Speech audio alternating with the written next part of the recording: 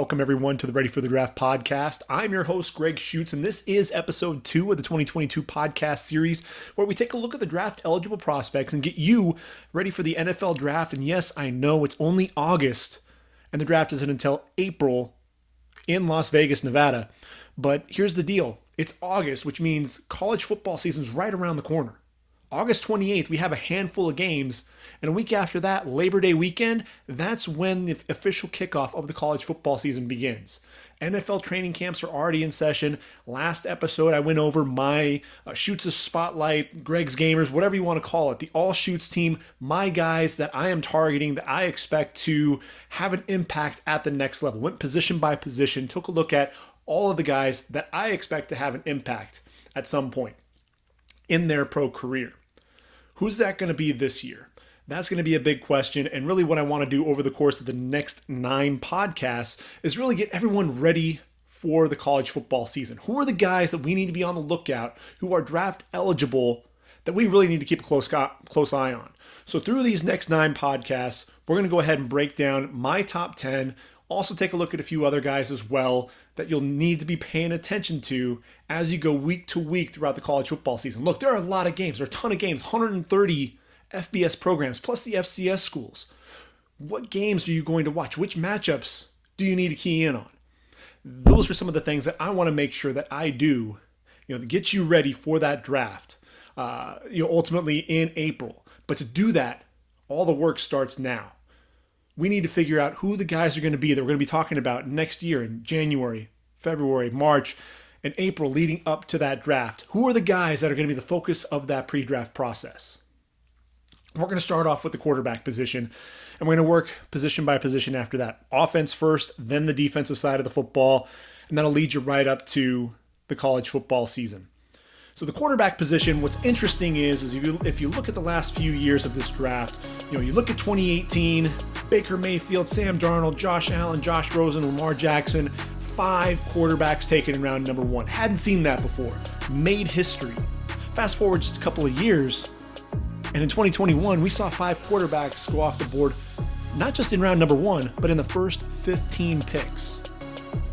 And so when you look at this year's draft class, what are we going to be seeing here? Are we going to be seeing, 5 quarterbacks taken in round number 1? I don't think so. I don't think that's what we're going to be seeing.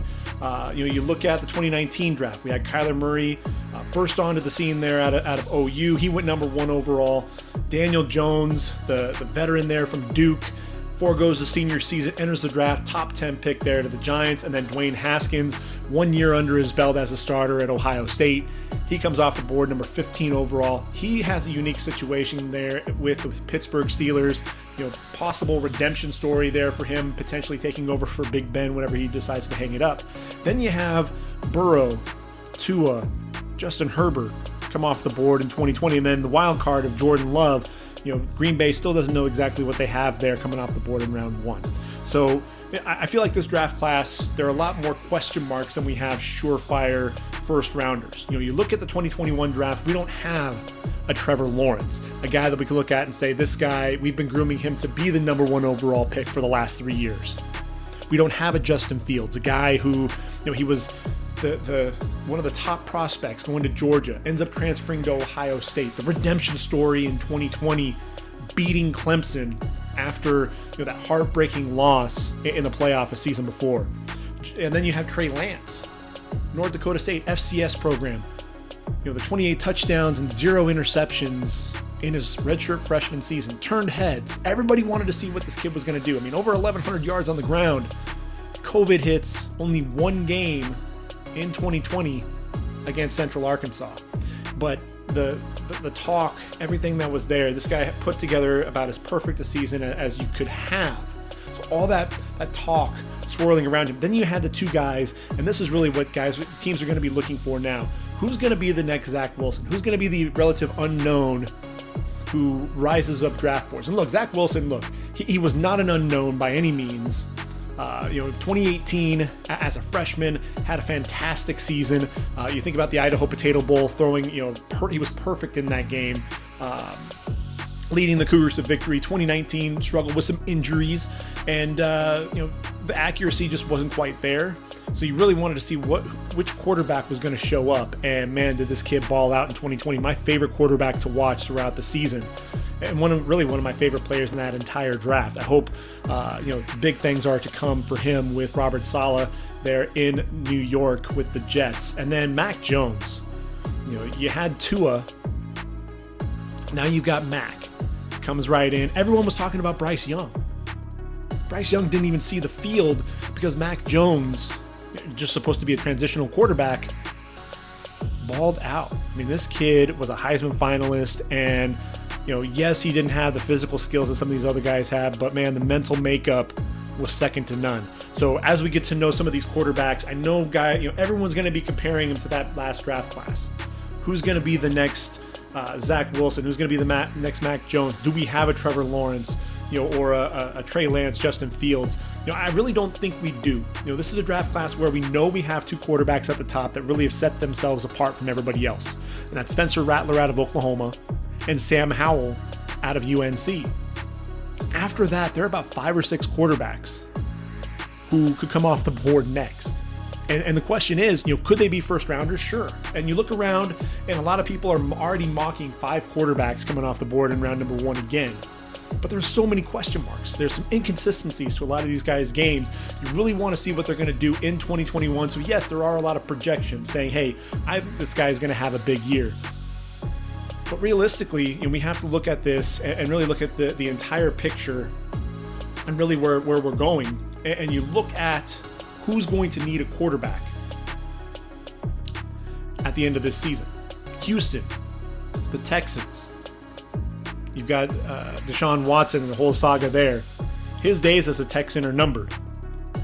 They drafted Davis Mills out of Stanford in the 3rd round, but they're going to be looking for a quarterback. If they have a chance to take Spencer Rattler or Sam Howell, number 1 or number 2 overall, they're going to jump on that chance. Another team is going to be the Washington football team. Ryan Fitzpatrick's come in. He's going to be the guy there. He's got Taylor Heineke backing him up. Kyle Allen as well. You've got a guy in Fitzpatrick who can be a great transitional quarterback, but you're going to need your quarterback of the future. So that they're going to be targeting a quarterback early in this draft as well. How about the Detroit Lions? Jared Goff. Ever since that, he had that Super Bowl run with Sean McVay, but really kind of wore out his welcome there in LA. Just really struggled to get things done, and now is in Detroit. And look, he's not the guy that Detroit drafted by any means. They brought him in, and if he doesn't play up to the standard, you could see Detroit looking for a quarterback. How about Carolina? Sam Darnold. They make the trade for Darnold, but we haven't seen Sam really step up at the next level. Carolina, they've got a lot of players. They've got the skill position players, so you're expecting Sam Darnold to really step up and ball out. If he doesn't, could this be the year that Matt Rule finally decides to go after a quarterback of his own? And then there's the New York Giants. Daniel Jones. Largely been a disappointment to this point, right? Number 6 overall pick. Really haven't seen him turn the corner there yet for the Giants. If he has a poor year, he struggles, we could potentially see the Giants going after a quarterback. The Steelers, I mentioned them. Depending on how comfortable they are with Dwayne Haskins, they may bring in a quarterback. Same goes for the Saints. You've got Jameis Winston and Taysom Hill.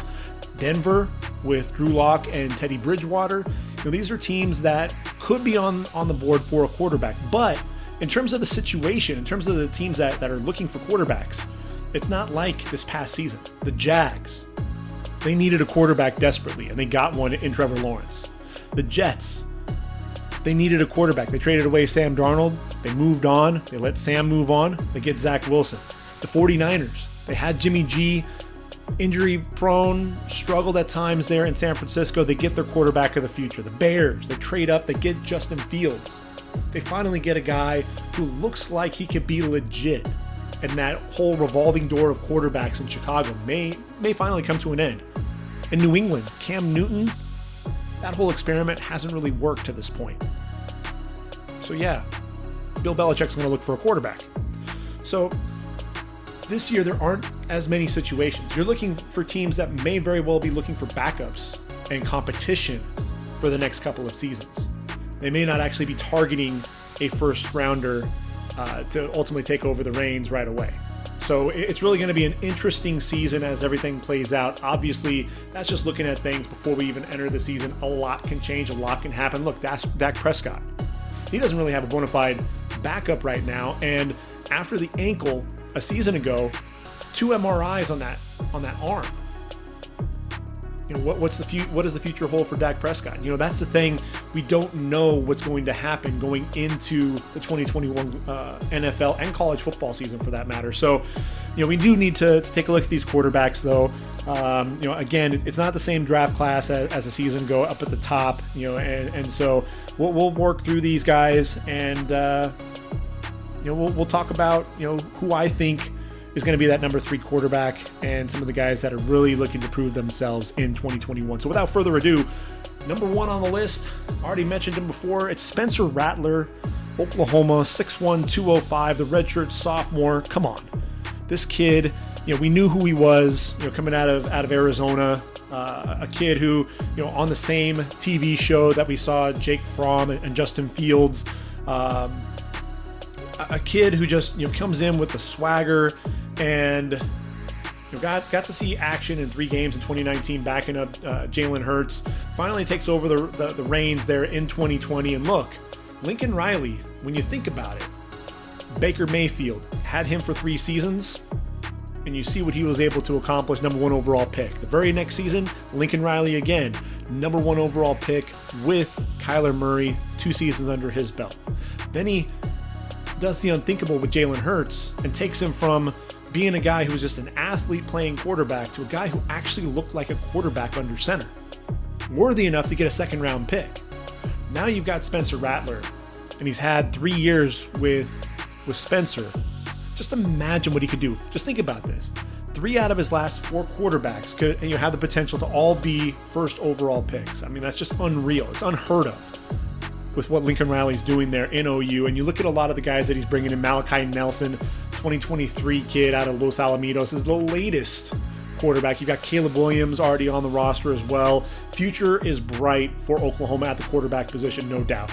Spencer Rattler, first game against Missouri State, 14-17, 290 yards, 4 touchdowns. Impressive, right? Then the 2 losses against K-State and Iowa State. 71% completion percentage, which is what you want to see. 687 yards with 6 touchdowns and 4 interceptions. This was a kid who struggled, wanted to force things. Really, I think he felt the pressure. When you have a running back like Ramondre Stevenson, who was suspended for 5 games, and you lose Kennedy Brooks, who opted out. Trey Sermon transferred. So now you've got freshman in Seth McGowan, and you've got TJ Pledger carrying the football. That running game, what was lacking, offensive line wasn't quite up to par, from OU standards under Coach Biedenbaugh, at least to start out the season. And he was working with newer receivers and guys that just hadn't really been in the system a long time. And so you could see where he struggled at times to really build that. And I think he felt the pressure to really excel right out of the gate. But you still saw the flashes, you still saw the glimpses, the arm strength, the ability to, the pocket presence, the ability to keep his eyes down the field while he's under pressure. I thought he drifted way too often in the pocket. Yeah, and that was one of the things to where, you don't always need to do that. You can stand strong in the pocket and fire a strike. And we forced it at times down the football field. Didn't always see the entire field as well. Missed the blitz sometimes and would get sacked. Man, the improv skills on this kid, something else. But what he needed really was a reality check. Got benched in that Texas game. They were on the way to losing that game. And he wound up leading his team back to victory in 4 overtimes. Threw 2 touchdown passes in that overtime session and a 2-point conversion to end up winning that game against Texas. I mean, it was unreal what he was able to accomplish there during that game. Really needed Lincoln Riley to sit him down. And a lot of people that, it was controversial. A lot of people talked about, why are you sitting a kid? He's a redshirt freshman. You're going to damage the psyche of this kid. Why are you doing this? And I thought it was brilliant because you saw the type of player that this kid was. He's a fighter. He's a guy that wants to go out there and perform. And absolutely, he did that. And the play in 4 overtimes. Moves to his left, up the sideline, finds Drake Stoops coming open, 25-yard touchdown in the 4th overtime. Then a sprint out, hits Theo Weiss away from the DB in a tight window for the 2-point conversion in 4 overtimes. 53-45 win over Texas. And that's the thing that's special about this kid. Is his ability just to continue to work hard and make plays. And after that game, think about this: 13 touchdowns, just 3 interceptions, finishes with a 7-0 record, and really, that last game against Florida, firing on all cylinders, had that running game going. Passing attack was firing on all cylinders, and then the defense, Ronnie Perkins taking that Alex Grinch defense, elevating it to the next level. You saw crimson and cream everywhere. Spencer Rattler, to me, is going to have a big season. This is a kid, I think a lot of the mistakes, he threw into double coverage, up the seam, didn't always see the field, got baited into making some throws, needs to see the entire field, but, again, the improvisational skills. A kid that's going to roll right, then back to the left, then puts the ball to the outside where only his receiver can get the football. He'll roll out, he'll be directing traffic to get the receiver to an open space, and then hits him right between the numbers. A guy understands ball placement, understands where the defense is, where the leverage needs to be. He's going to throw low when he needs to protect his receiver. Very intelligent quarterback, in a lot of those plays. And you saw it, in the Kansas game, that injury on the hip, and he battled through that. This kid's a gamer. He's going to fight through pain. Again, with the pocket presence, subtle movements in the pocket to slide, buy time. And like I said, he likes to drift. He's going to drift away from defenders. A lot of times he's doing it when he doesn't need to. He needs to stand strong in the pocket. And when he does break the pocket, break contain, and outside the confines of the offense, I think that's really when he's at his best. He's not the biggest kid by any means. He's only 6'1", 205 pounds. But you get him out on the move, and this kid is going to be dynamite. The throwing motion, it's effortless. Just a flick of the wrist, and the ball's going 40, 50 yards down the field. I just want to make sure that he sees the entire field. I want to make sure that he cuts down on some of the mistakes, throwing into, trusting that arm a little bit too much. But look, he's coming in as a third-year sophomore. Big things are ahead for OU with Spencer Rattler at the helm. Sam Howell, North Carolina, 6'1", 225 pounds, the junior. Everyone talking about this kid after his freshman season. 2019 ACC Rookie of the Year, 3,641 yards, an ACC freshman record. Think of all the quarterbacks that have come through the ACC, and it's Sam Howell who was the guy in terms of that freshman record. Not Trevor Lawrence, not Deshaun Watson. It's Sam Howell. 25 straight games with a touchdown, every game at UNC, including, this past season, 550 yards, 6 touchdowns against Wake Forest. This is a kid who dropped some weight. He had a huge season, 38 touchdowns, 7 interceptions, completed, about 61.5% of his passes. But, he really needed to dedicate himself. He dropped 10 pounds, was a little bit lighter, and you could see that with his movement. His ability, avoided three defenders in the backfield in one game, able to pull it and take off for a 10-yard gain to set up first and goal from the 5-yard line. Just the effortless ability in the pocket. And he's one of those guys who you look at him and he's kind of unassuming. You don't expect him to be that athletic, but man, this is a guy, he's going to break contain. He has that threat to run, makes teams think about him when he's on the move, because he can pull and take off. A kid who has just 181 yards on the ground in his career, but still a guy who, it's deceptive speed. The arm strength, the touchdown pass that he threw to De'Ami Brown on a go route, just drops the ball in over the shoulder, can be very accurate. But here's another guy who he holds on to the ball too long, because I don't think he always looks to take what the defense gives him. He's looking for the big play. At one point, we had 15, 20 passes over 30 plus yards. And look, when you have De'Ami Brown on one side, Daz Newsome on the other, you're going to want to sit there and throw the football down the field early and often. But that said, holding on to the football way too long is going to get you in trouble.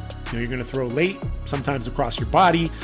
You're also going to take some sacks, some ill-advised sacks as well. This is a guy who doesn't always set his feet. He's going to sit there. He's going to be moving throughout the pocket, and the ball is going to sail on him at times. Doesn't always drive into the throw. Doesn't always step to his target either. If you step it in the bucket, that also opens up things and ends up sailing the football as well. But as I mentioned, the arm strength, his ability to drive the football outside the numbers to the wide side to his receivers. Not too many quarterbacks can make those types of throws. This is a guy who is dynamic. I'd say he's a gunslinger. You look at that Florida State game, looking to throw the swing pass to the running back. Didn't see Joshua Kando drop in, and the defensive end undercuts the route, 25-yard pick six. And that's one of the things to where, like Spencer Rattler, being able to see the entire field, not trying to do too much, not trying to fit the ball into too tight a window. Don't trust your arm so much. Sometimes you got to take what the defense gives you. And that's what I loved about Mac Jones. He understood some of his limitations, and he just took what the defense gave him. And he relied on, that preparation and the ball placement and his ability to throw his receivers open. And that is one of the things that Spencer Rattler does very well.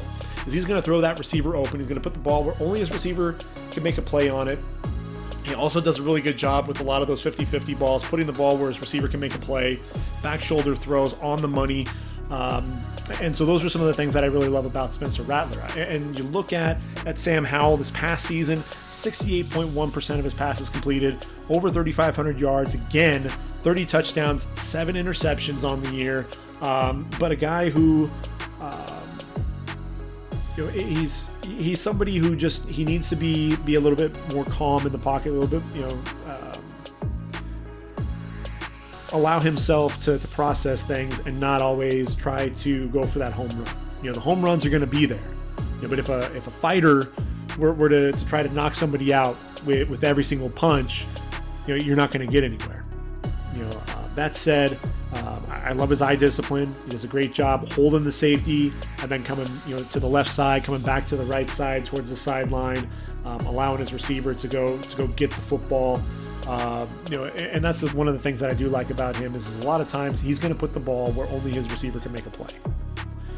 I do want to see him, with some touch on some of his posts. There were some where he needed to back off the velocity, and a lot of times those, it lacks some touch, more of a laser, more of trying to put it on him, as opposed to allowing the receiver to run to a spot and catch the football in stride. There are times where you're going to want to put the football on your man and not try to make the perfect pass over the top, but that, those aren't always those situations. And so being able to understand when he needs to dial it back and when he should be rifling it into his guy, so those are some of the things that I'm going to be looking for out of Sam Howell. But look, Sam Howell in 2 seasons, 7,200 yards, completing over 64% of his passes, 68 touchdowns to just 14 interceptions.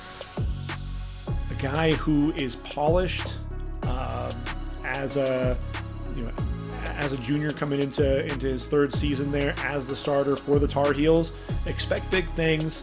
I think they're going to challenge Clemson, and DJ Uiagalelei. Defense is going to be a question mark there for the Tar Heels. Also, with the running game, is Ty Chandler going to be the guy to elevate things there with that running game? But I think Sam Howell, he's missing a couple of his receivers, but he'll break in some guys, and Antoine Green, expecting big things from him as well. My number 3 quarterback, and this is the guy who I think is, he's not coming out of nowhere. I think a lot of people within the draft community and really college football at large know this guy, but he's still one of those unknowns and somebody who I think is going to elevate his game much like Zach Wilson did. And that's Carson Strong out of Nevada.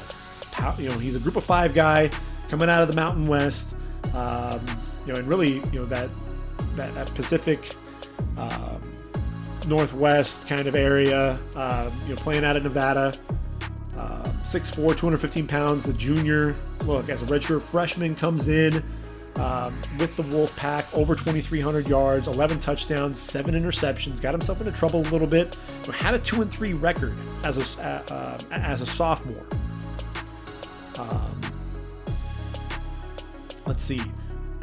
I'm sorry, as a freshman, as a redshirt freshman, 3 games under 60%, 3 touchdowns, 6 interceptions, wound up finishing the season 65.5% of his passes completed, 8 touchdowns and 1 interception. So when you look at the overall numbers for this kid in his redshirt freshman season, you look at it and you're like, wow, the numbers don't really jump off the charts for you, but it's really what he did to close out the season, and that was one of the things that really springboarded him into 2020.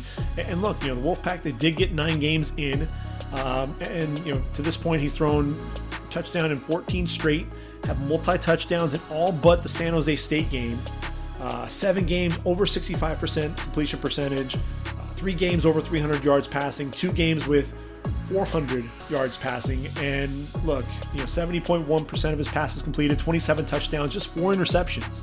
So when you look at it, he threw 355 passes, just 4 interceptions. When you talk about that in terms of an interception ratio, that's 1.12%. Ridiculous. This is a kid who can make all the throws that are required at the next level. What does that mean? This is a kid who, when a guy runs a go route, he's going to make sure that his receiver is going to be able to run under the football and make a play. The back shoulder throws, he's going to put the ball where only his receiver can get it. On some of those in-breaking routes, making sure that he protects his guy, throws it low, allowing him to make the play on the football and not get lit up by the safety. And look, he's got some experienced receivers. Romeo Doubs, the talented wideout, coming back for one more season there in Reno, and the tight end, Cole Turner, converted wide receiver. He's a big kid, and a guy who uses that big body to his advantage. And what I love about Carson Strong is he understands the strengths of his guys.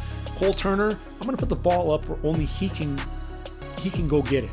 I'm going to put the ball out in front of him. I'm not going to make this guy have to reach down. I mean, this kid is 6'5", 6'6".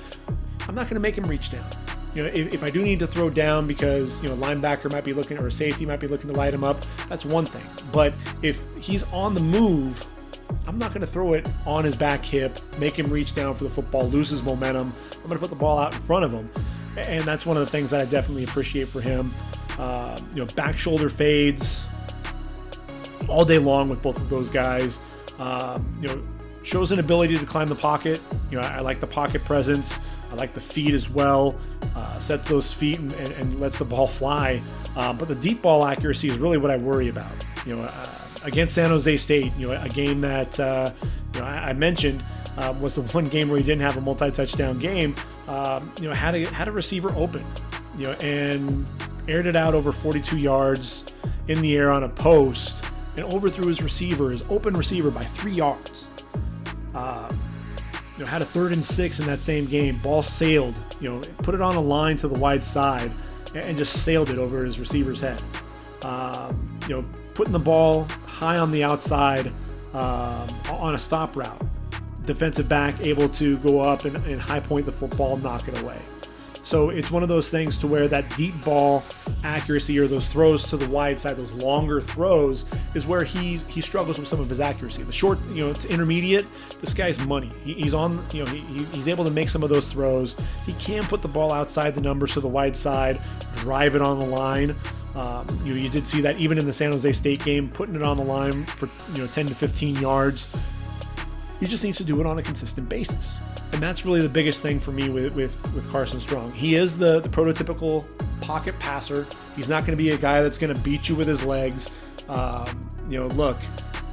This is a guy, when you talk about prototypical pocket passer, there aren't too many quarterbacks this day and age when we look at their career rushing stats and we talk about negative stats.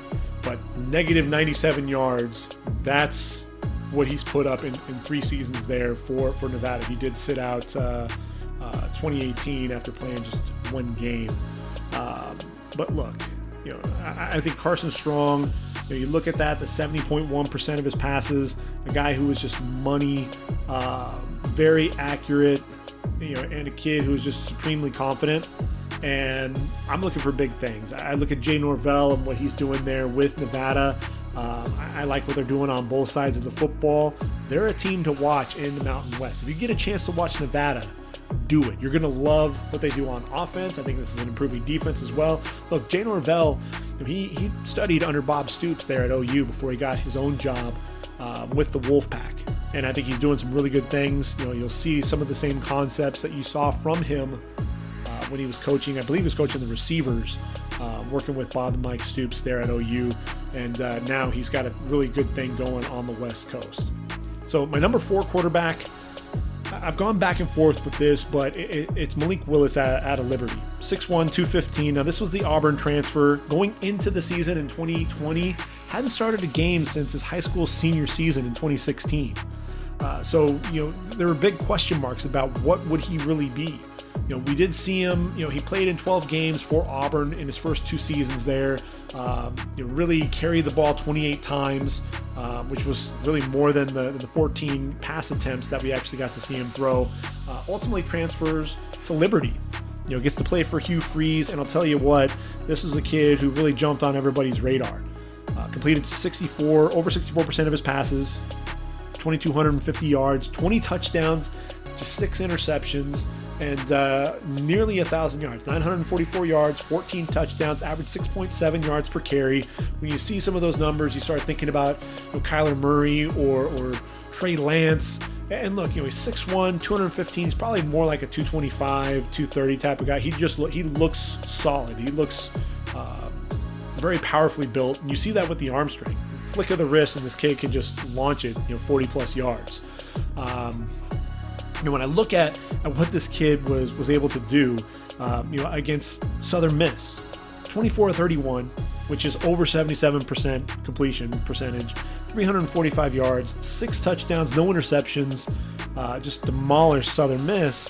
But then going up against an ACC school like NC State, completed just 13 of 32 passes, which is 40.6%, 172 yards, 2 touchdowns, 3 interceptions.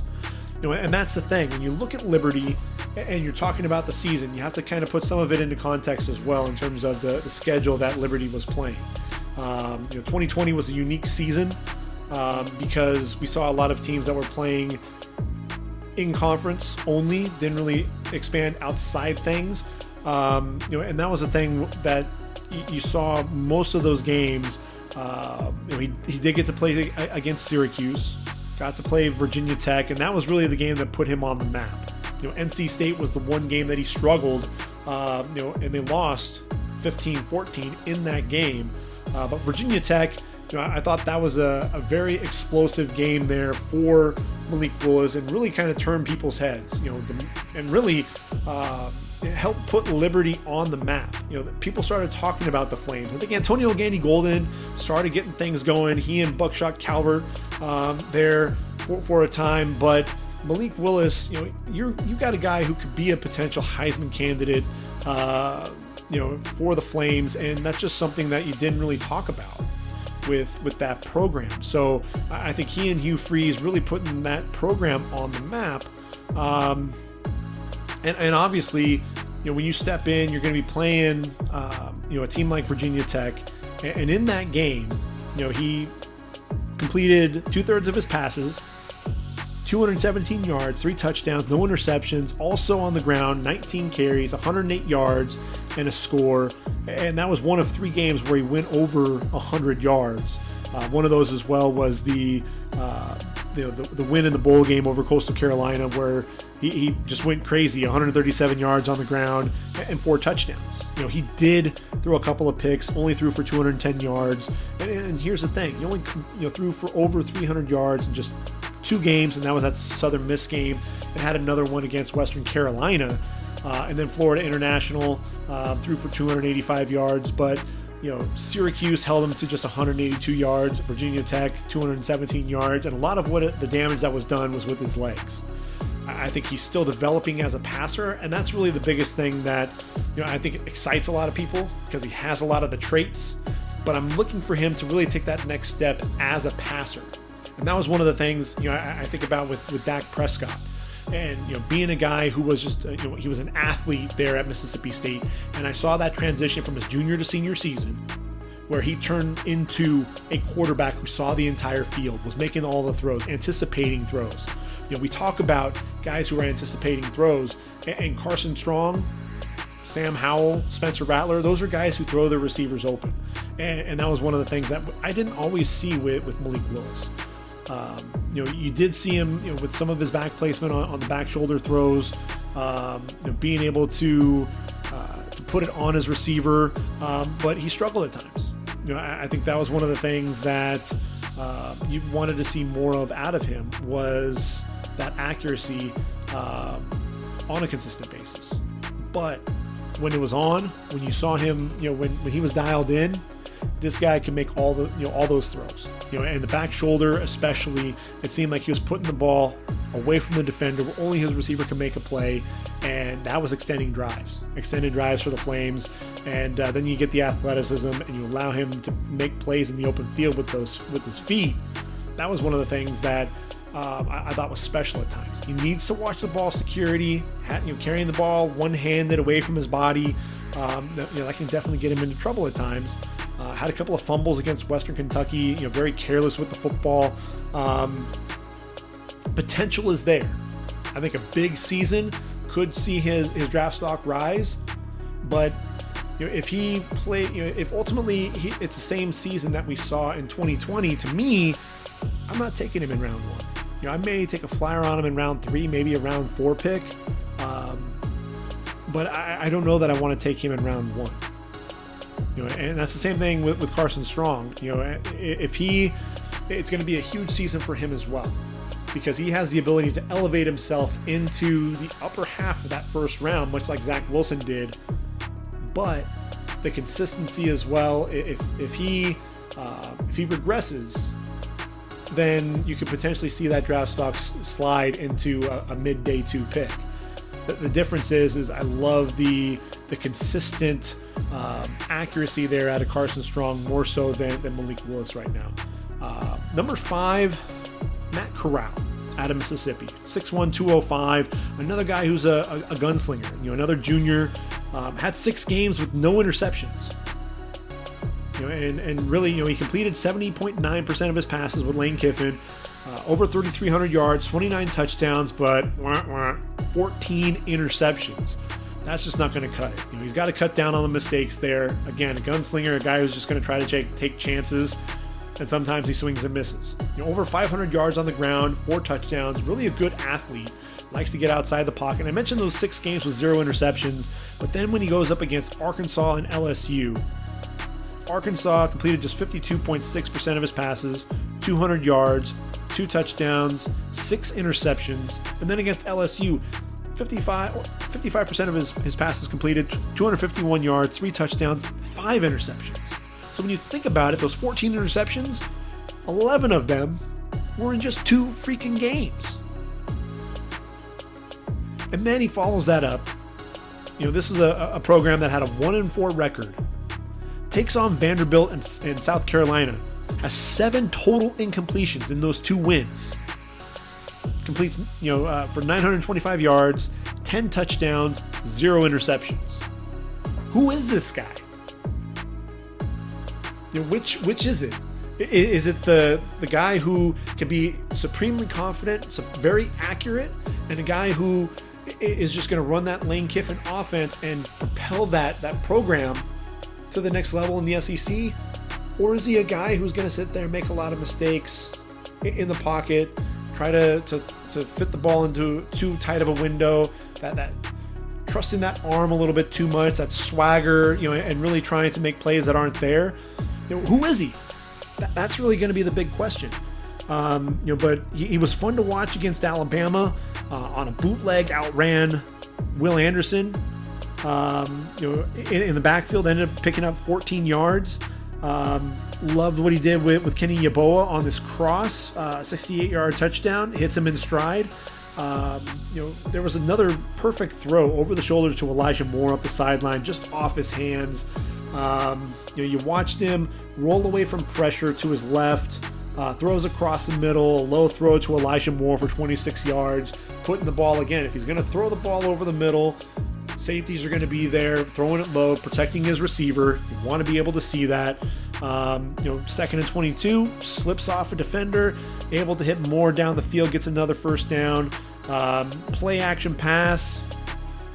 That's really one of the things that you love to see from him. Play action passes, getting outside the pocket, eyes down the field, let him improv a little bit. If nobody's open, he can pull it and run because he does have that athleticism. And look, Will Anderson's a pretty quick dude, and Matt Corral was able to escape and get away from him. Back shoulder touch, throwing the ball to a tight end. Again, the tight end's not always going to be the most flexible guy. Put the ball where only he can make a play on the ball, able to do that. Against Alabama, they lost 63-48. The defense really struggled to shut down Mac Jones. That was obvious. But 22 of 29, 380 yards, 2 touchdowns, no interceptions. So again, this is a guy who has the potential to be a first-round pick. I think he's one of the guys that I don't think everybody's talking about because he also has games where he just lays a complete egg. Arkansas and LSU, you're throwing for just 451 total yards, 5 touchdowns, 11 interceptions. That's just not going to cut. It's not going to get it done. And when someone looks at the byline, or you look at his stats and the stat line, 29 touchdowns, 14 interceptions, you're going to look at that and immediately say, man, he's got to cut down on the mistakes. But when you start thinking about it in the context, 2 games, 11 out of those 14 in just 2 games. You look at the yards per attempt, 10.2. This is a guy who loves to push the football down the field. He's a guy who's going to be a sleeper for me. And he could potentially move into that top 3 consideration. He's the guy, to me, I just want to be able to see him play consistently. Can he be consistent? That's the big question. That's really the big question for a lot of these quarterbacks. How consistent are we going to be? Look at USC. Kedon Slovis, 6'2", 200 pounds out of USC, the junior. We knew who he was coming in. He was a 3-star prospect, but his quarterback coach was Kurt Warner in high school. And a guy who I don't think was really expecting to see the field because JT Daniels was going to be the guy. And end of the first half against Fresno State, rush comes up the middle.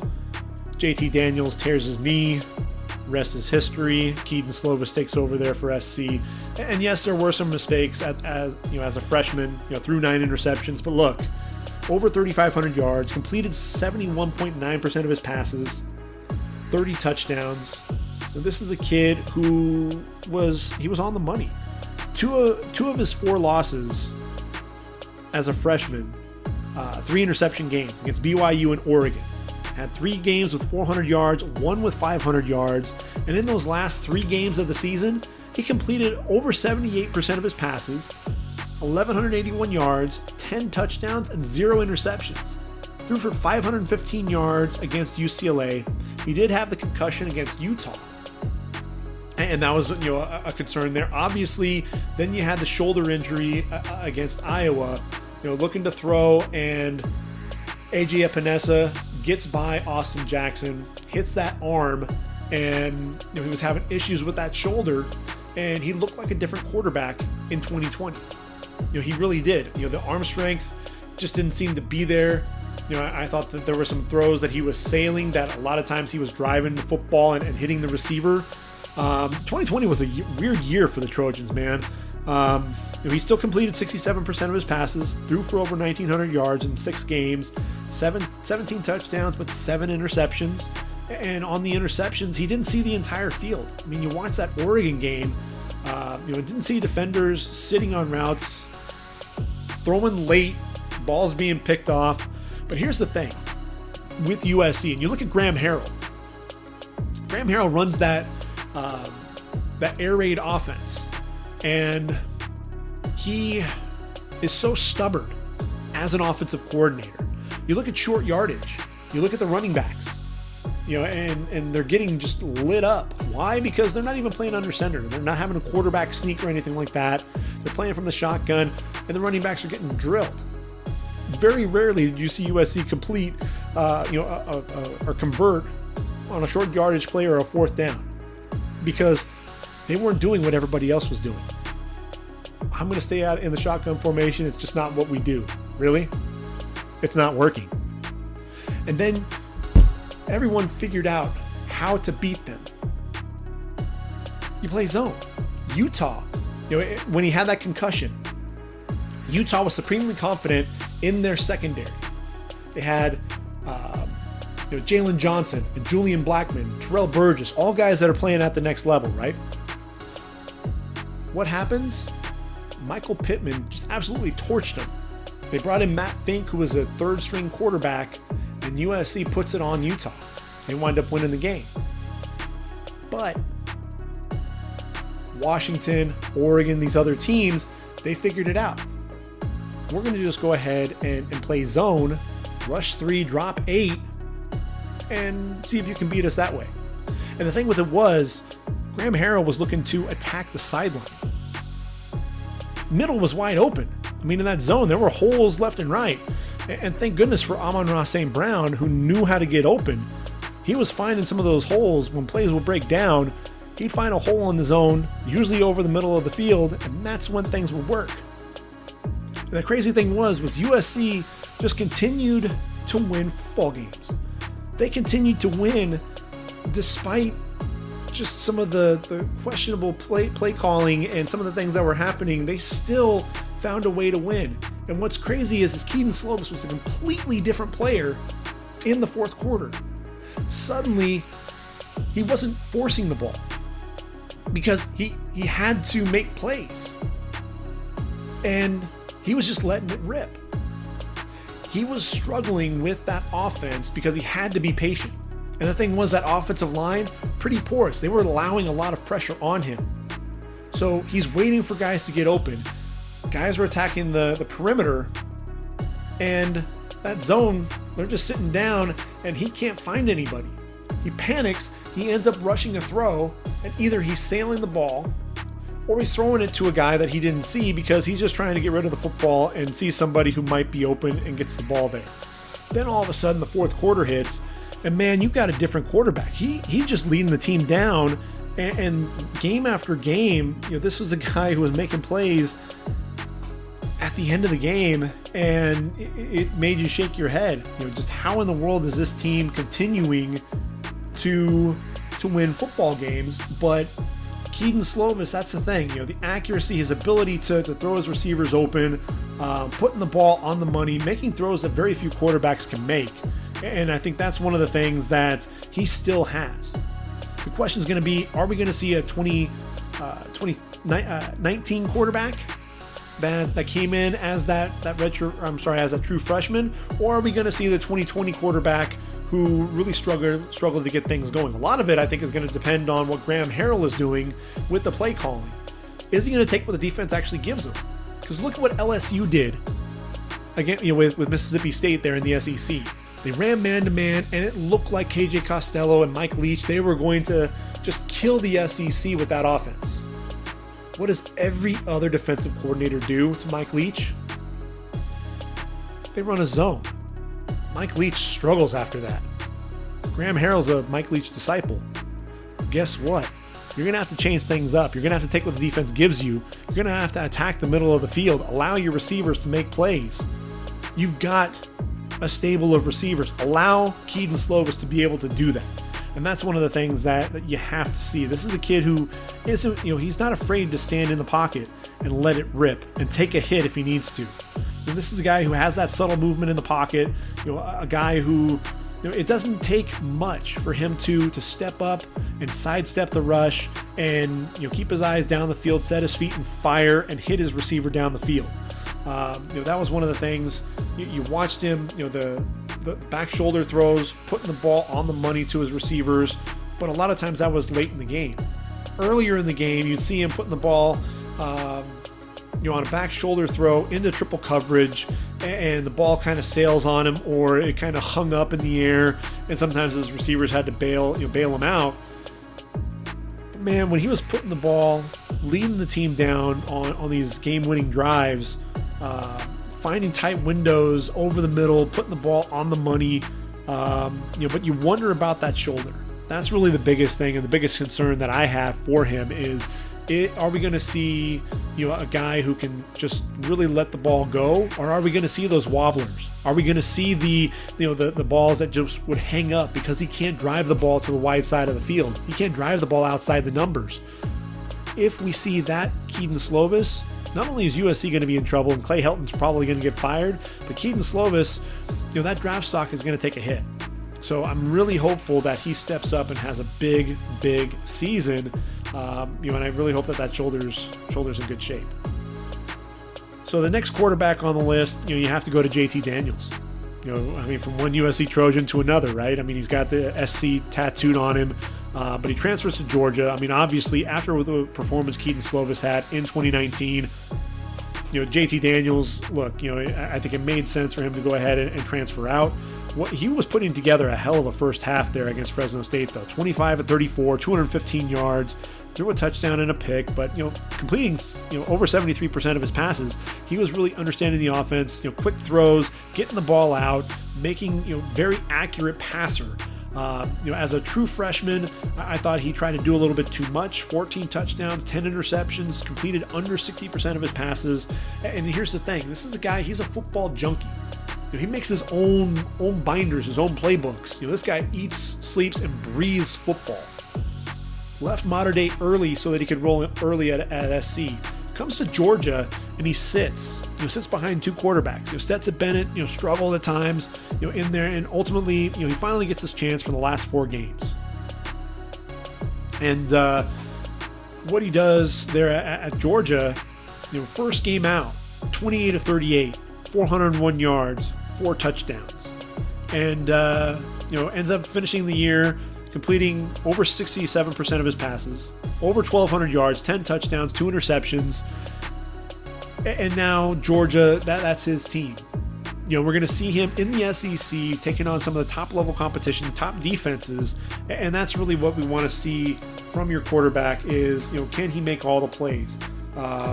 He's a kid, he's, again, very intelligent, football-savvy guy, a guy who isn't afraid to stand tall in the pocket and let it rip.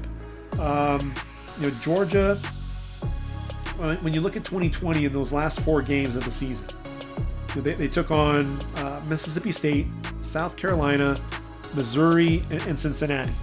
Cincinnati was the one team that you looked at and said, okay, that's a team that, from a defensive standpoint, would be on par. And, okay, it's not some of the teams that, from a defensive standpoint, Mississippi State, not a juggernaut.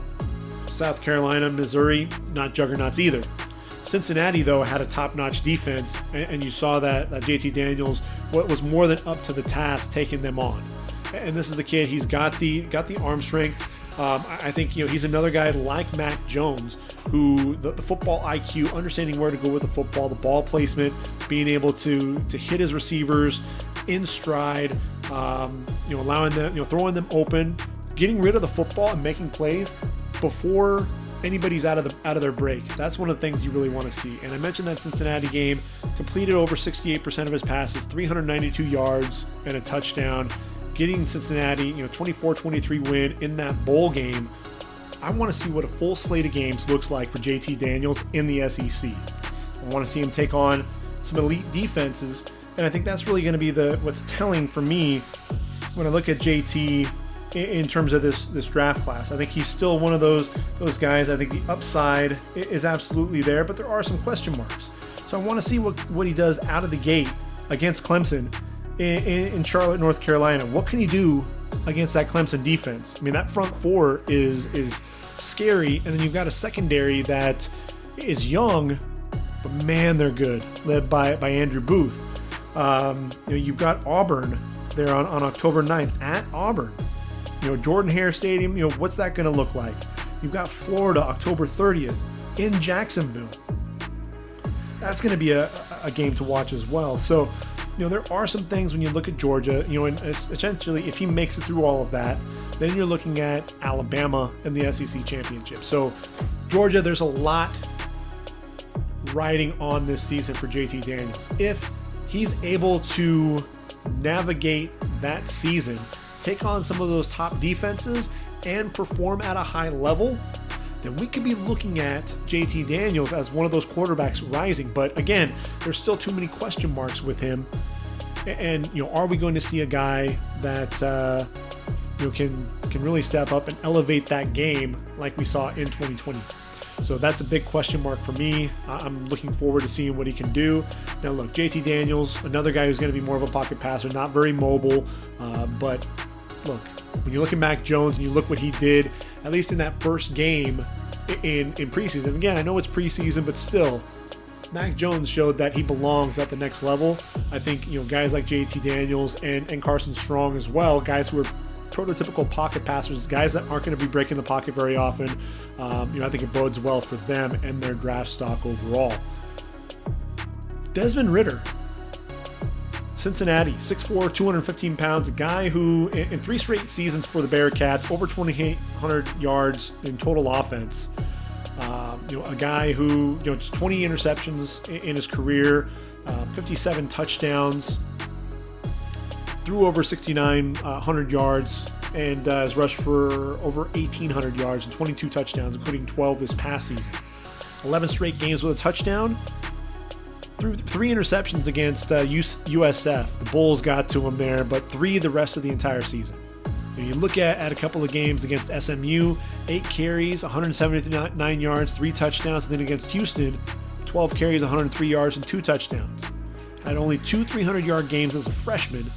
Hasn't seen that again until 338 yards against UCF in 2020. So a guy that really wasn't asked to necessarily lead the team and throw for 300-400 yards, wasn't really asked to do that. Look, Carson Wentz, when he was running the offense there for North Dakota State, wasn't a guy that was putting up a lot of huge numbers, but a guy that just led his team to victory, very steady there underneath center. Look, he was responsible for 4+ touchdowns in 4 straight games going into that UCF game that I mentioned.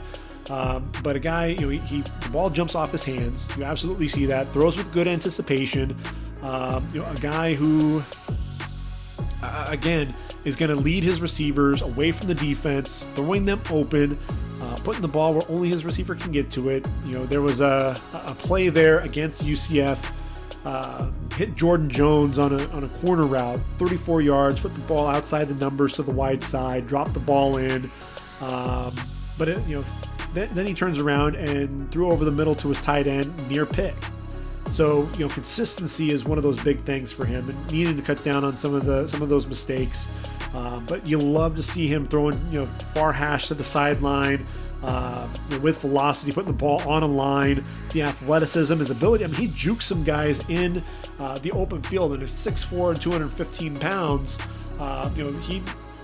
He's got some wiggle to him. I mean, that's pretty impressive. You see the patience in the pocket, his ability to go through his progressions, and then come back, going left to right and coming back to his left and finding a wide open receiver at that point. Had another throw over 50 yards in the air. Hit his receiver in stride. Again, putting the ball where only his receiver can make a play on the football. That's one of the things that I definitely look at with Desmond Ridder is he can make those throws. There was a wheel route to his running back, who was, I think, lined up in the slot. Put air under the ball and allowed him to run underneath the ball and make a catch and stride for a score. Man, there are times where you just look at Desmond Ridder and you're like, man, this guy, he's legit. He can play. The question is are we going to see that, consistently? The deep ball accuracy. Are we going to see that consistently? Are we going to see him be patient and not try to force the football into a tight window? You hear me saying that with a lot of these guys. They trust the arm strength a little bit too much. They try to fit the ball into too tight a window, and it gets them into trouble.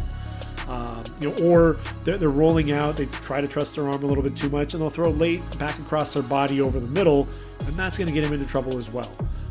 But again, you look at him, he's 215. When you look at his frame, he looks rather skinny, very lanky guy, but still able, with that pressure, able to spin away, pretty athletic. And look, Kedon Slovis, another guy that you look at, he looks unassuming But in that Pac-12 championship, he was able to shake Kayvon Thibodeau in the pocket. Able to get off that rush, and not too many guys can get away from Kayvon Thibodeau. So, a lot of these quarterbacks, they're tough. They're able to stand tall in the pocket. With Desmond Ridder, I just want to see him be consistent as a passer. In 2019, only completed 55% of his passes, and then rebounds in a big way in 2020. I want to see him continue to elevate his game. He's got his tight end back, Josh Wiley. He's got Alec Pierce, his go-to target. That's his number one guy. Want to see him turn it loose with Alec Pierce. A guy that he's going to go up and get the football. He's very much a possession guy, but someone who I think has become a bit of a favorite target of Desmond Ridder. As long as the kid can stay healthy, he's going to be one of those guys to watch as well, especially when we get into talking about the receivers. But Michael Young, another talented wideout. So there are guys, Jordan Jones, as I mentioned previously, Trey Tucker. He's got the receivers. Jerome Ford's coming in as the running back now that Jared Dokes is out and has moved on. So the Bearcats, they're reloading at on offense. Desmond Ridder at the helm, being the captain of this team. The consistency, that's really what it's going to be all about. And a guy that this team's going to rely on down the stretch when you need a big play. This is the guy that you really want to see step up.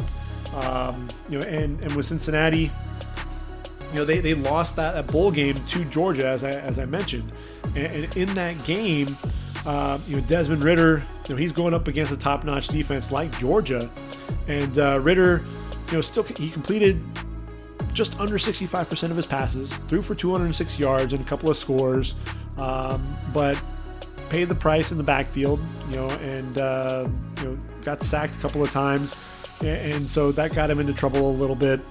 But end of the day, with Desmond Ridder, I think he's proven himself against some of the top tier teams. He's not just a group of five guy. He's somebody who belongs in that conversation. And another big year out of the Bearcats, and Desmond Ridder being that guy. He just needs to shake the game manager. He's an athlete. He's a guy that can play outside the pocket. He's a guy that can improvise a little bit.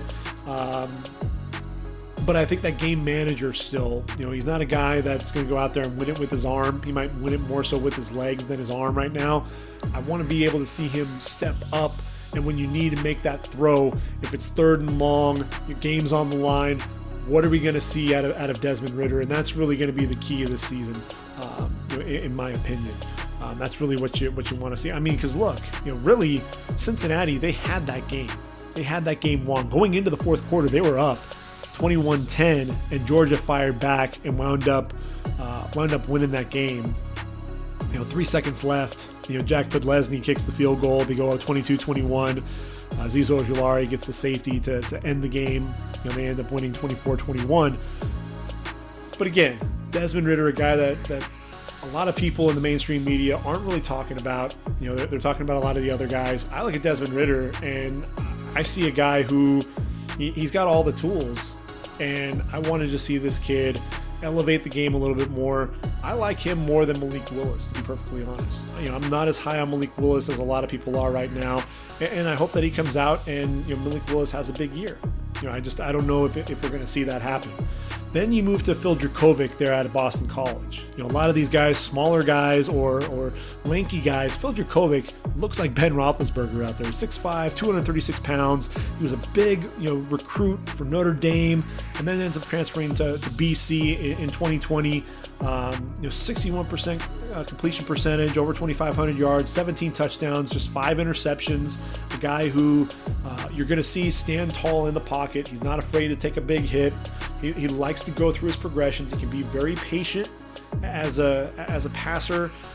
He's going to really survey the entire field and make sure that he's making those throws. Look, he's big, able to elude defenders. I watched that Notre Dame game, eluding Dalen Hayes in the backfield, moving to his left, ends up throwing deep, ends up hitting his receiver down the field.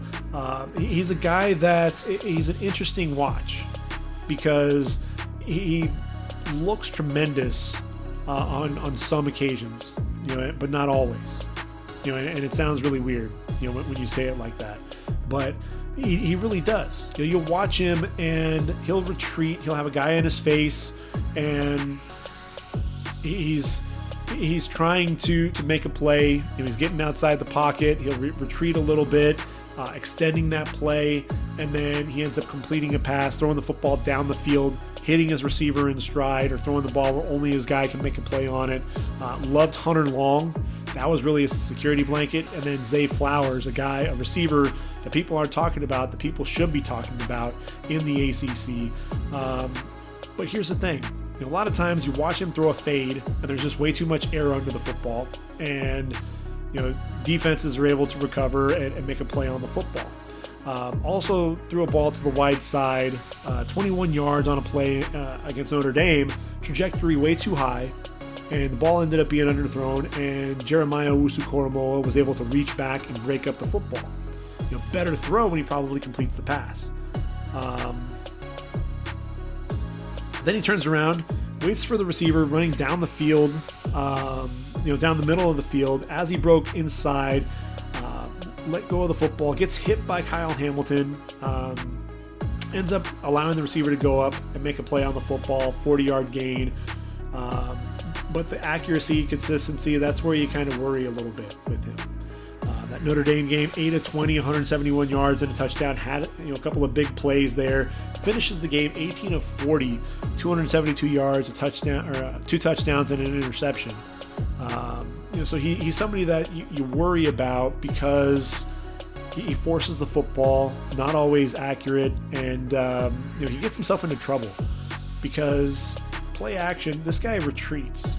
He starts backpedaling, and next thing you know, he's 10, 12 yards behind the line of scrimmage. You do that at the next level enough, and you're just going to take sack after sack after sack. He needs to stand tall in the pocket. He needs to be a guy that, when he's escaping, instead of retreating, instead of fleeing and going backwards, you got to be able to step up in the pocket, able to sidestep the rush. And if you are going to roll out, make sure that you're square to the line of scrimmage. It's okay every once in a while to kind of retreat, but if you're always throwing off your back foot, that's going to get you into trouble, and that's what happened time after time after time. I did like when he would make a lot of the throws underneath. Good decisions because he was able to stand tall in the pocket and make a lot of those throws. When he was forced to hold on to the football longer, that's really where he started to struggle. But you love the velocity on his throws, out-breaking routes, being able to put the ball on him. Against North Carolina, had a receiver on that out-breaking route, defensive lineman bearing down in his face, right hash to the left sideline, got the ball there on the line for a 9-yard play. Absolutely, stellar there. This guy takes big hits and he just bounces back up. He takes a licking and keeps on ticking, man. You watched him in that North Carolina game, 45 seconds left, throws a slant to the receiver for a touchdown, puts it on him as he cleared the DB. It puts him down just 24-22, and then on that 2-point conversion, he rolls right, forced out by Hopper, throws it late across his body over the middle, as I had mentioned previously, and Trey Morrison ends up picking it off, returns the PAT for 2 points, and they wind up losing 26-22. Instead of tying the football game up, makes that wild throw across his body, trying to do too much with the football, and ends up losing that game. Phil Dracovic, to me, there's a lot to like there, and I love what Jeff Hafley's doing there with BC. The question is going to be whether or not he can continue to make play after play after play consistently and cut down on the mistakes, cut down on the retreating, cut down on some of the mechanical issues in the pocket. You got to set your feet and fire, step to your target and go, let it rip, get yourself square to your target whenever possible. So he's a guy that I think, again, a guy that could move up in a lot of draft boards, or a guy that can end up finding himself floating around in day 3 land. And he's only a junior. A lot of these guys that we're talking about are underclassmen. They could come back for another season if they want to. And so that's really going to be the big thing. Who's going to step up and elevate their game and who's not? and the guys, if Phil Dracovic comes out and just has a so-so season for the Eagles, it would behoove him to come back and play out his senior season. Same thing with Kedon Slovis there at USC, although he's got Jackson Dart and Miller Moss chomping at the bit to take over the program there. I mean, Spencer Rattler, he's another guy that has some guys waiting in the wings. I think he and Sam Howell are the only two real givens that you're going to see them move on. But it's interesting, and Carson Strong, going back to him before we get to number 10 on my list. Carson Strong, here's the difference between him and Josh Allen. When Josh Allen had his sophomore season there at Wyoming, he had a lot of guys that were in NFL camps and actually played some NFL ball, from Brian Hill to Taylor Gentry, Jake Hollister as tight end. So he had some guys there, and then they graduate. And so his next season, he struggles to build rapport with his receivers. Carson Strong has his security blanket in Romeo Doubs, and then his big tight end, in Cole Turner, coming back with him. These are guys that he roomed with since his freshman season. So he knows the guys very well. So we're going to see a guy, who's not going to struggle. And I think it's easier because there's not going to be as much of that debate.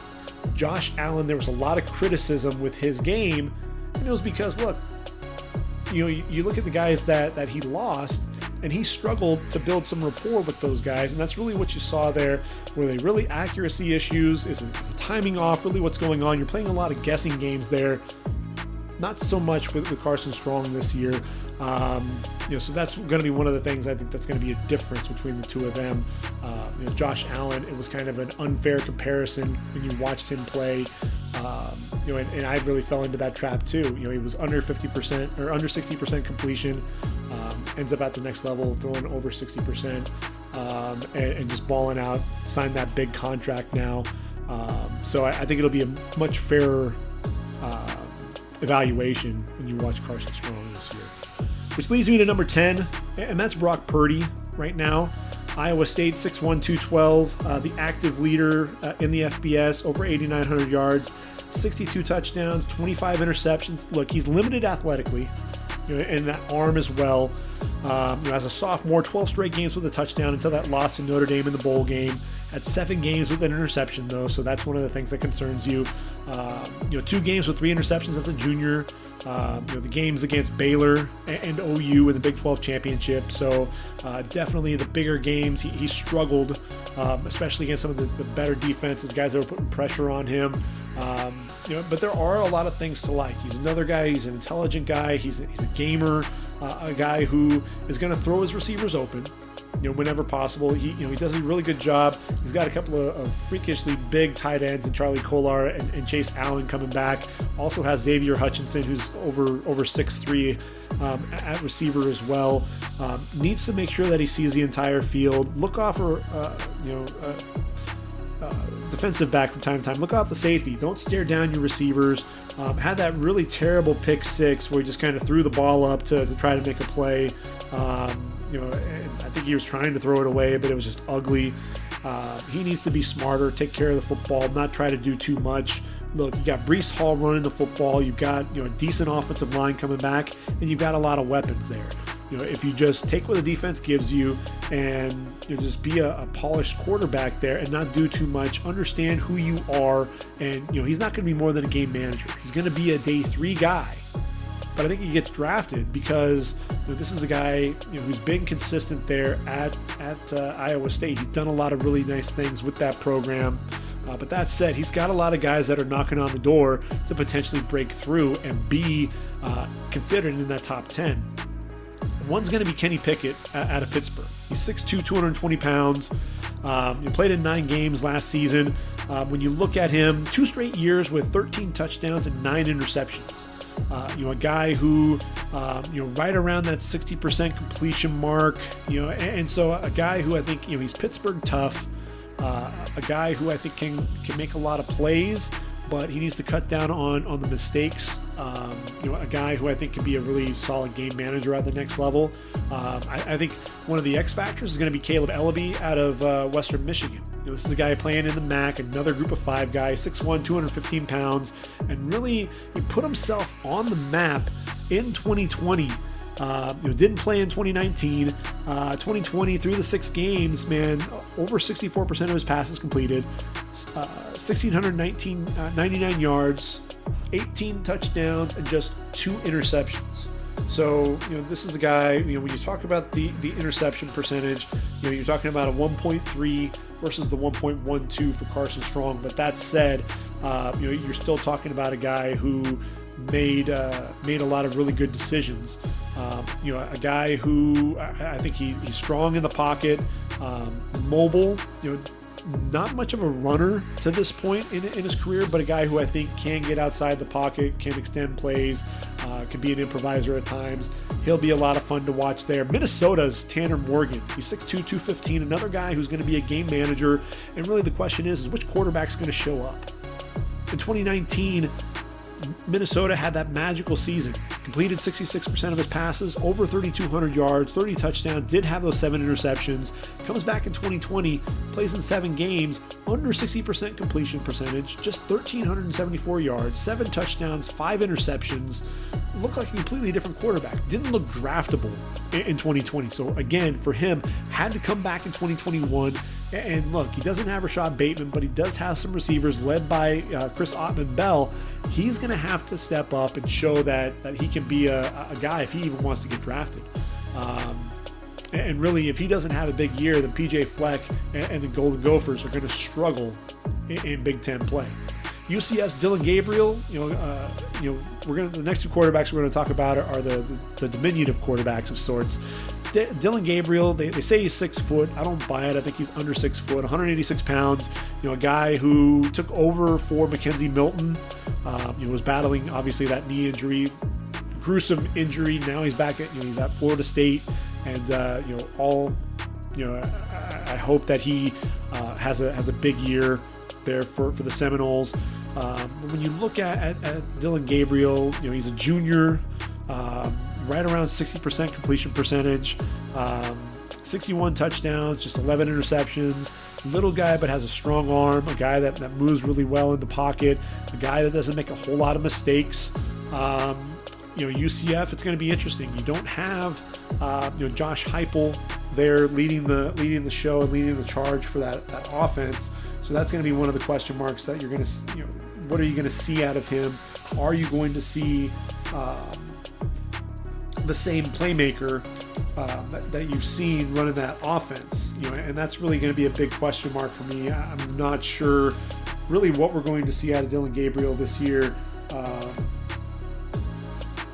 It's gonna be interesting. I'm gonna be curious to see exactly what we do see from him. But look, 2020, the 3,570 passing yards, ranked 5th in the FBS.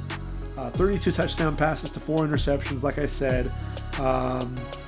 35 pass completions of 20 yards or more beyond the line of scrimmage. So when you think of that those are things that definitely jump off the page. Gus Malzahn, not going to run the same offense that Josh Heupel is. That's a different offense for Dylan Gabriel, but I'm looking forward to seeing what he can do. De'Aaron King was having a phenomenal year there for Miami after he transferred after 4 seasons with Houston, taking advantage of really that COVID year and able to come back for one more season with Miami. Over 64% of his passes completed, 2,686 yards, 23 touchdowns, 5 interceptions for the Canes through 11 games.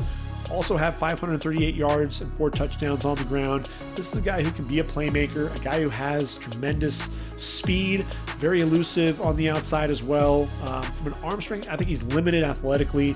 Really has to put his entire body into a lot of the throws. I question whether or not De'Aaron King is going to be draftable at the quarterback position, but you watch him, he looks like an athlete, a guy that you just want to run some packages for him because he is explosive. Want to see though if he can rebound from that knee. Then you have Tyler Shaw out of formerly Oregon, now Texas Tech. 6'5", 221 pounds, at Oregon. Was the guy or was supposed to take over there for the Ducks. Plays in all, in 7 of the games. 63.5% of his passes completed, over 1,500 yards, 13 touchdowns, 6 interceptions. But Anthony Brown, the transfer coming in from BC, ends up taking over the starting job from Tyler. Decides he's going to go ahead and transfer to Texas Tech, running Matt Wells' offense. It's going to be interesting to see what that looks like. Alex Bowman moved on as well in the portal, so you've got Tyler Shaw showing up at Texas Tech. I think he's going to have a big year running that offense. But consistency again, there's a reason why he's no longer at Oregon, and why he's at Texas Tech, and a lot of it comes down to consistency. But if you're looking to throw the football, you're coming to the right place. With Texas Tech, you're going to throw the football a ton. And when you're looking at Alan Bowman, 18.8 completions per game this past season. So you're going to be throwing the football quite a bit. And in Big 12 play, they love to throw the football as it is. He does have a running back in Roderick Thompson, who I think is going to make some plays. He's got some receivers that are going to help him out as well. It's going to be interesting to see what happens. But again, consistency is going to be huge for him there at Texas Tech. And look, the good thing for him is he's only going to be a junior, so he can always decide to come back for a senior season, which, looking at this draft class and looking where he's at, it might be the best thing for him unless he completely balls out and has an insane year. And then there's Kent State's Dustin Crum, really the kind of the dark horse in this group. He's 6'3", 207, a guy who has really put the Golden Flashes on the map. And that's really one of the things that I think is super exciting when you watch the MAC. You're talking about Caleb Ellaby, you're talking about Dustin Crum, and when you look at Crum, 6'3", 207, doesn't look like the biggest guy in the world, but man, that offense, 49.8 points per game, total offense 606 yards. I mean, it was absolutely ridiculous. The points that this team was putting up. Sean Lewis really has something going there at Kent State, and with Dustin Crum, look, they only played in 4 games, but he still completed over 73% of his passes, over 1,100 yards, 12 touchdowns, just 2 interceptions. Look, in 4 seasons there for the Golden Flashes, just 6 interceptions, threw 35 touchdowns, completes 68.7% of his passes. Arm strength, leaves a little bit to be desired. I think this is a guy who, he's an athlete, a guy that's going to make plays with his legs just as much as with his arm. Over 1,300 yards on the ground, 12 touchdowns. This is a guy who I think is going to end up making a roster. Will he get drafted? Right now, I don't know that that he will, but a guy who I think is going to end up getting to a camp and showing that he can make plays both with his arm and his legs. And I'm really looking forward to seeing, has he improved some of that arm strength? Can he really push the football down the field consistently and accurately? A lot of the intermediate and short routes really on the money, but can he elevate his game in 2021? That's really what I'm looking forward to seeing out of Dustin Crum. So those are the quarterbacks I'm going to be watching out for in 2021 during the college football season. I'm looking forward to it. I think, again, Spencer Rattler, Sam Howell, those are going to be your number 1 and number 2 quarterbacks. I firmly believe that. Number 3, who's it going to be? Is it going to be Carson Strong? Is it going to be just like Zach Wilson, elevating his game even further? Over 70% completion percentage. People are, there's high expectations. That pocket passer, he's going to have to go to the right situation, the right team to really make that fit. Because a lot of teams are looking for guys that can improvise, can get outside the pocket, the athletes.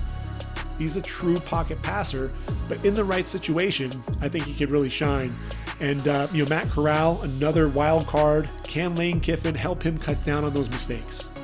Some of those games, it's just really just an eyesore and that thorn that you're just,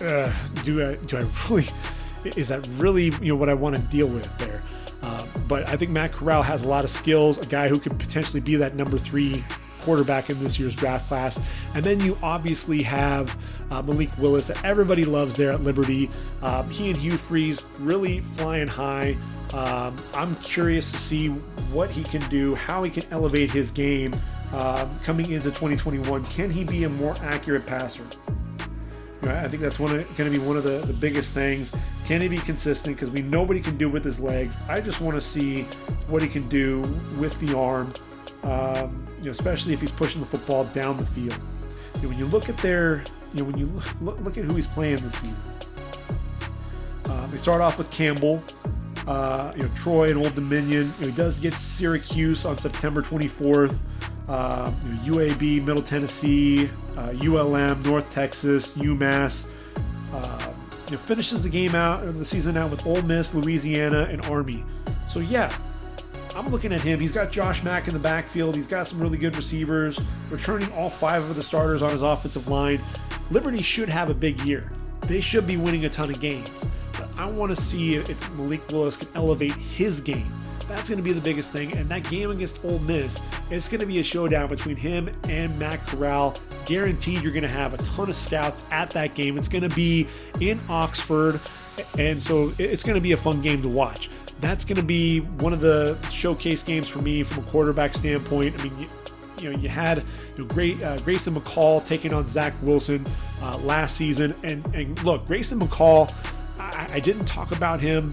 And look, he was a freshman there at Coastal Carolina, the Chanticleers, and he ran an offense that's interesting. That spread option, running mostly a 21 personnel, although they did throw some 12 personnel in there as well.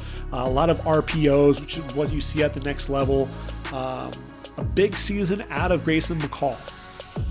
There's one other name for you. Chanticleers, again, in 2020, he balled out against BYU, and that's really what you wanted to see out of him was, can he elevate his game against some tougher competition?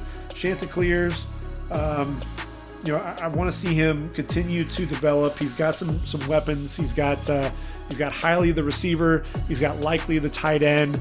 And so he's going to be a lot of fun to watch. That's one other name to be on the lookout for.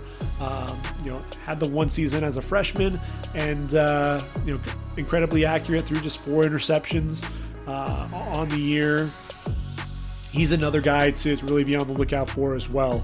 Kedon Slovis, what are we going to get out of him? Is he going to be 2019 Kedon Slovis? Is Graham Harrell going to allow him to take what the defense gives him and start attacking the middle of those zone defenses?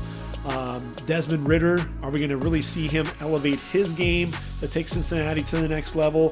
Phil Dracovic, are you going to play consistently? What are we going to see there? Can JT Daniels play against some superior competition there in the SEC? He did really well playing against some of the inferior competition, so that's really what you want to see there is can he put together a big year there for Georgia? If so, then Georgia's right there in the thick of things for the national title, and you're talking about JT Daniels as one of the top quarterbacks for the draft. And then you get into the rest of the group.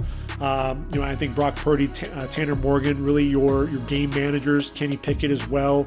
Dylan Gabriel, De'Aaron King are the shorter quarterbacks, but guys that can be dynamic. Tyler Shaw, he's a guy that he needs to get his confidence back. And then Dustin Crum, he's kind of the dark horse. He's one of those athletic guys, a guy that likes to get outside the pocket, beat you with his legs. And then Caleb Ellaby, another dark horse there in the MAC. MAC's going to be a lot of fun to watch. But Caleb Ellaby, can he really build upon what he did there for the Broncos at Western Michigan? That's kind of my recap. That's really going to be what I'm watching for. Week 1, just a few weeks away. So again, we're going to have to get you ready. So we'll be jumping into the running backs here in the next couple of days. Breece Hall, Isaiah Spiller, those are 2 names to get to know. Either of them going to be drafted in the first round like Najee Harris? Are we going to see them fall into day 2? There'll be a lot to talk about at the running back position. Then we'll get into the receivers after that. We'll talk about Chris Olave, Garrett Wilson, and everybody else from Justin Ross to Treylon Burks, Drake London there for USC. A lot of talented receivers. Is this draft class on par with the last couple of receiver classes? We'll talk about that. I don't think so, but we do have a tight end class that when you look at the depth of the tight ends, you can go 10, 12 deep at that position. There are lots to like there. Then the offensive line. When we're talking, we finish out the offense there here in the next couple of podcasts. That offensive line, not going to be a Penei Sewell or Rashawn Slater at the top of the draft. A lot of young guys with a ton of potential. You do have Evan Neal, kind of that freakish athlete. Reminds me a little bit of Tristan Wirfs in terms of the athleticism for a guy his size. I mean, he's actually cutting down from 360 to 348, doing some box jumps. I mean, if you haven't seen it already, go online. I mean, this guy's an absolute freak. So he's a guy that you want to see. He's making the transition from right tackle to left. What's he going to be able to do there? You have Tyler Linderbaum at center for Iowa. He's going to be fun to watch. And then you've got Ike Megwonu and Kenyon Green at NC State and Texas A&M respectively. They're both going to be playing tackle this season, but I think they're both projected as guards at the next level. So we're going to have quite a bit to talk about over the next few days. Then we'll transition to the defensive side. We'll talk about that defensive end and the edge rushers. A lot of guys to like there on the defensive side of the ball. A lot of guys at the defensive tackle position that I like as well. I think D tackle was a position last year that really struggled from a depth perspective. We're going to see much more depth this year. And then we'll get into the secondary, and we'll talk about Kyle Hamilton. We'll talk about Derek Stingley. We'll take a look at the linebackers as well. So we've got a lot to cover over the next few weeks, getting you ready for the college football season. I'm amped. I'm looking forward to it. So let's go ahead and put this podcast to a rest. We'll go ahead and do it all over again here in a couple of days. But until then, for ReadyForTheDraft.com, this has been the Ready for the Draft podcast. I've been your host, Gregg Schutze. Take care, everyone. Enjoy your weekend, and I am out of here.